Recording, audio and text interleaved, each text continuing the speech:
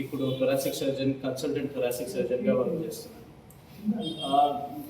ఇవాళ ఈ press meet పెట్టినందుకు ప్రత్యేక కారణం ఏంటంటే, మెయిన్గా థొరాసిక్ సర్జరీ అంటే ఏంది అని నలుగురికి. థొరాసిక్ సర్జరీ అనగానే ఫస్ట్ కార్డియో థొరాసిక్ సర్జరీ అనేది అందరికీ ఇట్లా మైండ్లో వస్తుంది. అంటే హార్ట్కి సంబంధించిన సర్జరీ చేస్తామని. అట్లా కాకుండా సపరేట్గా థొరాసిక్ సర్జరీ అనేది ఒక ఫీల్డ్ మన దేశంలో వస్తుంది.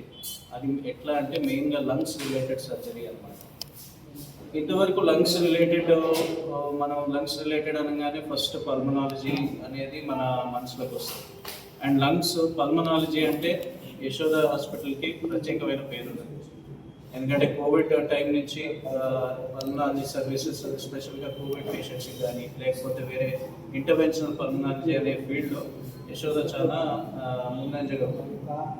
అయితే ఇప్పుడు థొరాసిక్ సర్జరీ అంటే లంగ్ రిలేటెడ్ సర్జరీస్, ఇలాంటి సర్జరీస్ ఏ పేషెంట్స్కి అవసరం వస్తుంది?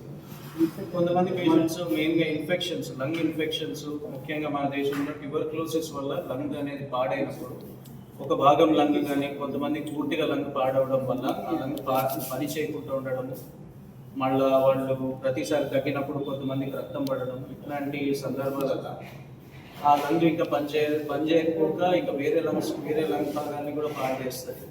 సో అలాంటి సిచ్యువేషన్స్లో లంగ్ సర్జరీ రావడం, లంగ్ సర్జరీ అవసరం ప్రక్రియ అనేది ఒక సెంట్రలైజ్ 10 మందిలో 7 మందికి లంగ్ క్యాన్సర్ అనేది ఏర్పడినప్పుడు అది ఆల్రెడీ అడ్వాన్స్ స్టేజ్ 3, స్టేజ్ 4 దాకా పోతుంది.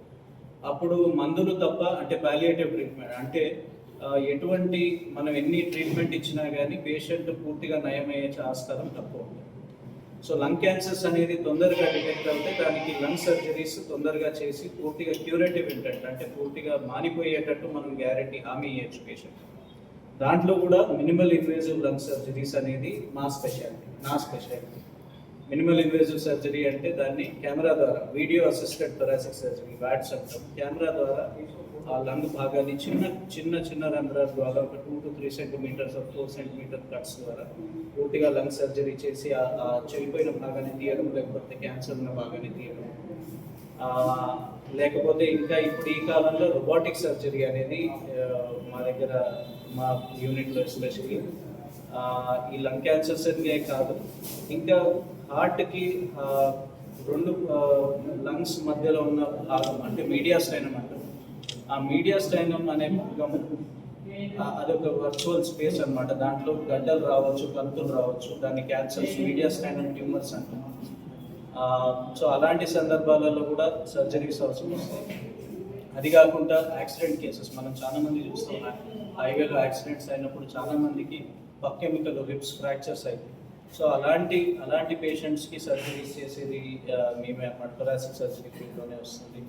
లంగ్స్ చుట్టూ బ్లీడింగ్ అవ్వడము, ఇలాంటి సిచ్యువేషన్స్లో వాళ్ళని హ్యాండిల్ చేయడం.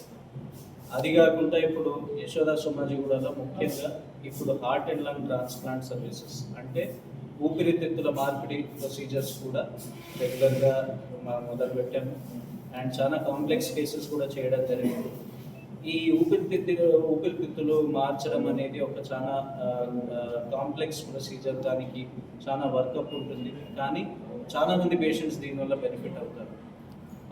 కొంతమంది లంగ్స్ ఇంటర్స్టిషియల్ లంగ్ డిసీజెస్ అంటాము, లేకపోతే సిఓపిడి అంటాము. ఈ ఏంటంటే ప్రోగ్రెసివ్ డిసీజెస్ అంటాము. అంటే దీనివల్ల పూర్తిగా లంగ్స్ డ్యామేజ్ అయ్యి ఎండ్ స్టేజ్ లంగ్ డిసీజ్, దాని తర్వాత పేషెంట్ ఊపిరి పీల్చడానికి కూడా ఇబ్బంది పడతాం.